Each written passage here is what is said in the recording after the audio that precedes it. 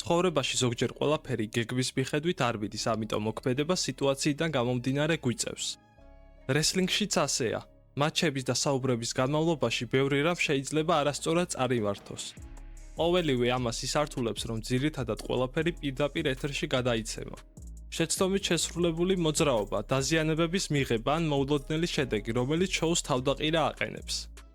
რა თქმა უნდა, ამ გაუთვალისწინებელმა მომენტებმა რესლინგის ისტორიაში თავისი კვალი დატოვეს.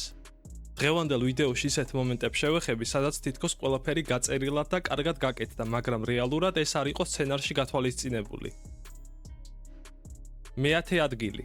ჯერიქომ ნევილი დაიცვა. ქრის ჯერიქომ არაერთხელ დაამტკიცა თუ რა მაღალი დონის რესლერია.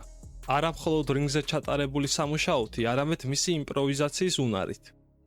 2016 წლის 14 მარტის რავის ეპიზოდში მატჩის მიმდინარეობისას მისმა ოპონენტმა ნევილმა ტრავმა მიიღო. ჯერიქომ სცადა ბრძოლის მალე დასრულება, მაგრამ საჯმა სამამდე არ დათვალა, რადგან სცენარის მიხედვით ეს არც უნდა გაეკეთებინა. ამის შემდეგ მან მსაჯთან კამათი დაიწყო, რასაც დღემდეც ხშირად აკეთებს. არბიტრზე ხელის შეხების შემდეგ კი უკვე საბაბი გაჩნდა მატჩის დასრულების, მისთვის დისკვალიფიკაციის მიცემით. სამწუხარო შემთხვევა, მაგრამ გამოსავალი მარტივი იმპროვიზაცია. მეცხრე ადგილი. Royal Rumble მატჩი. 2005 წლის Royal Rumble მატჩის ფინალისტები, ორი სუპერვარსკვლავი, ჯონ სინა და ბატისტა. სასწორზე WrestleMania-ზე სატიტულო ბრძოლა. ბატისტა ცდილობს ჯონის გადაგდებას, მაგრამ ამას ისე უხერხულად აკეთებს, რომ თვითონაც მიყვება და ორივე მონაწილე რინგის გარეთ აღმოჩნდება. მატჩის გამარჯვებულად გათვალისწინებული იყო ბატისტა. რეალობა სხვანაირი გამოვიდა. პირველი ატაკს სწორედ თავად შეეხო, რაც მას დამარცხებულის პოზიციაში აყენებდა. ამიტომ ბრძოლა ასე ვერ დასრულდებოდა. აქედან დაიწყო ლავირება. საჯების ერთმა ნაწილმა ბატისტას მხარე დაიჭირა, მეორე ნაწილმა კი ჯონის.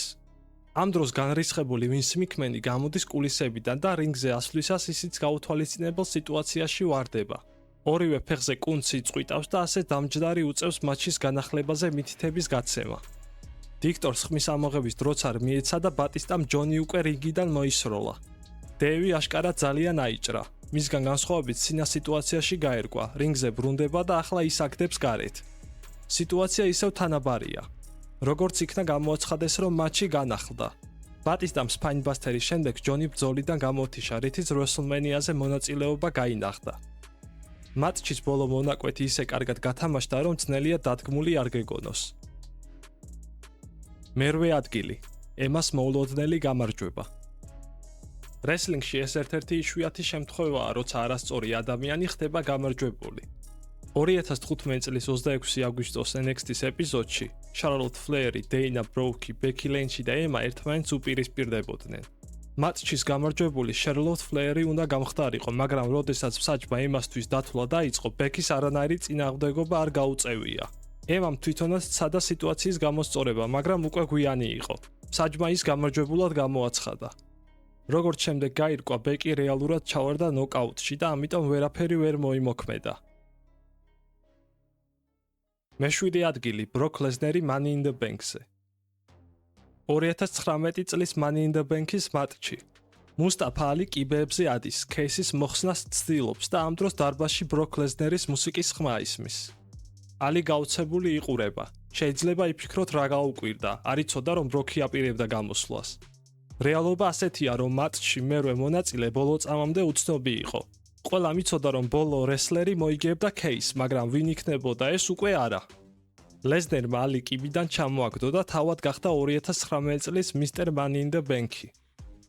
ეს მომენტი კიდევ ერთხელ გვახსენებს თუ როგორ შეუძლია ბროკს ნებისმიერ დროს უბრალოდ გამოჩნდეს და მიიღოს პრესტიჟული როლი.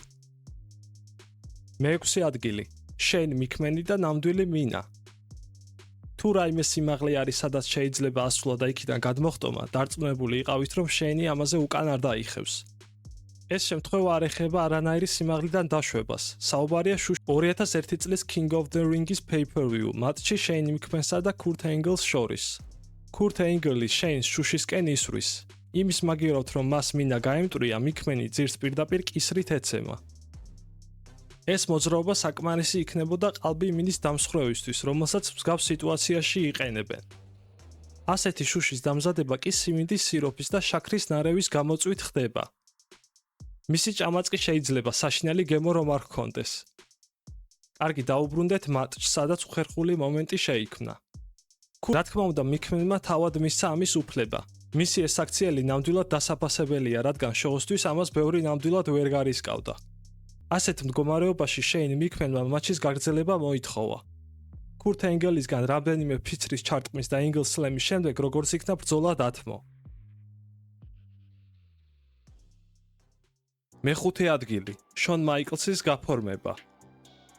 თავისუფლად შეგვიძლია შონი დაუგეგმავი მომენტების ერთ-ერთ მოწინავე შემქმნელად მოვიაზროთ. ამ ეტაპზე მის კომედიური ტიპის მოქმედებას შევეხები. მატჩი ჰოლკ ჰოგენსა და შონს შორის. მთელი ბრძოლის განმავლობაში მის წინააღმდეგ განხორციელებულ დარტყმებზე და ილეთებზე შონი ზიანს სასაცილოდ აბუქებდა. ერთ მომენტში ჰოგენი ამ ფაქტმა წყობინანაც გამოიყვანა და მაიკლს თავსახვევი ესროლა. საინტერესოა რამ გამოიწვია შონ მაიკლსის ასეთი ქცევა. პირველადი გეგმით მათ შორის ორი მატჩი უნდა გამართულიყო, სადაც ორივეს თითო-თითო გამარჯვება ექნებოდა. ჰოლკ ჰოგენი ეგოისტურად მოიქცა, ბრძოლა სადაც უნდა დამარცხებულიყო ხელმძღვანელობას გააუქმებინა. ამიტომ იმ ერთადერთ მატჩში, სადაც შონი წაგებისთვის იყო განწირული, შურისძიება ასეთი ფორმით გადაწყვიტა. მეოთხე ადგილი, მენქაინდის დაუგეგმავი ვარდნა. ყველამ ვიცი თუ რა ლეგენდარული ბრძოლები გამოდის ამ უზარმაზარი რკინის გალიაში ყოფნისას. მაგრამ ზოგჯერ ესეთ მატჩებზე ფიქრისას საერთოდ არავის არ ახსენდება Undertaker-ის და Mankind-ის დაპირისპირება. 1998 წლის King of the Ring-ის ღონისძიება. გალეთი რკინის ბადეები მაგრდებოდა. საბედნიეროდ ამის შემდეგ ასეთი კონსტრუქციები დაიხვეწა და ბევრად უფრო უსაფრთხო გახდა. მესამე ადგილი, Stone Cold-ის წერკლასი მშვენიერი სიუჟეტით. მატჩის განმავლობაში ორივე პერსონაჟის ცვლილება განიცადა. სტივმა ფანებისგან აღიარება მოიპოვა მისი ჩატარებული პერფორმანსით. როდესაც ჰარტი Stone Cold-ს შარპშუთერს უკეთებდა, სტივი არ ნებდებოდა. ამის მაგივრად ის სისხლში ამოსრული გონებადაკარგული რინგზე იწვა. ამ პერიოდში WWE-ში აკრძალული იყო სისხლის ჩვენება, მაგრამ ბრეტმა და სტივმა თავად გადაწყვიტეს სისხლის ჩართვა ამ დაპირისპირებაში. ამან გამოიწვია რესლინგის ისტორიაში ერთ-ერთი საუკეთესო გაუწერელი მომენტის და ფოტოს შექმნა. მეორე ადგილი, გველის ნაკბენი. დაპირისპირება, რომელმაც 80-იან წლებში რესლინგის შოუ მიმზიდველი გახადა. ჯეიკ რობერტსი რენდი სევეჯის წინააღმდეგ. ჯეიკ The Snake რობერტსი ცნობილი იყო თავისი გველებით. კარიერის განმავლობაში მას რამდენიმე პითონი ჰყავდა, რომლითაც ოპონენტს აწუხებდა. მორიგი ასეთი მომენტი ახლა უკვე რენდი სევეჯთან. ამ მატჩში ჯეიკი შხამგამოცლილი კობრათი გამოვიდა. მან გველს თავში ჩაარტყა. გაბრაზებული გველი კი რენდის პირდაპირ ხელში ეცა და კბენა დაუწყო. მთელი დარბაზი ამ ფაქტით შოკში ჩავარდა. ვინც ტელევიზიით უყურებდა, მათ ეკრანზე ეს კადრები გადაფარეს. ჯეიკ რობერტსის უარყოფითი პერსონაჟი ამით უფრო გაძლიერდა. საბედნიეროდ ამ ნაკბენით რენდი სევეჯის სიცოცხლეს საფრთხე არ შექმნია. პირველი ადგილი, CM Punk-ის მონოლოგი. Arthur-სა და John Cena-ს მატჩში ჩარევის შემდეგ CM Punk-ი რინგს ტოვებს. გასასვლელთან მიკროფონით ხელში ძირს ჩდებოდა ცეცხლს უხსნის WWE-ს, მის ფანებს, ვინს და მთლიანად მიქმნების ოჯახს.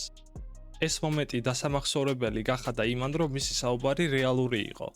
Punk-ი მის წყენას პირდაპირ ეთერში გამოხატავდა. რეალურად არანაირი სცენარი არ დაურღვევია. დაგეგმილი იყო მხოლოდ ის, რომ მას უბრალოდ უნდა ესაუბრა. მაგრამ რა სიტყვებიც მან პრომოს დროს გამოიყენა, მისი კარიერისთვის სერიოზულ რისკზე წასვლის გარდა ასევე კომპანიისთვის ცივი წყლის თავზე დასხმადაც გამოდგა. საქმე იქამდე მივიდა, რომ როდესაც ვინს მიკმენზე პირადი ისტორიის მოყოლა დაიწყო, Punk-ს მიკროფონი გამოურთეს. საბოლოოდ ეს ყველამ ჩაყლაპა და რამდენიმე კვირაში Punk-ი WWE-ის ჩემპიონი გახდა. ამ გაუწერელმა პრომომ გამოიწვია WWE-ის მიდგომის ცვლილება რესლინგის სამყაროსთან და დაარღვია ზღვარი რეალობასა და სცენარს შორის. შენ როგორ დაალაგებდი სიას ან სხვა რომელ მომენტს დაამატებდი, შეგიძლია დამიწერო კომენტარებში.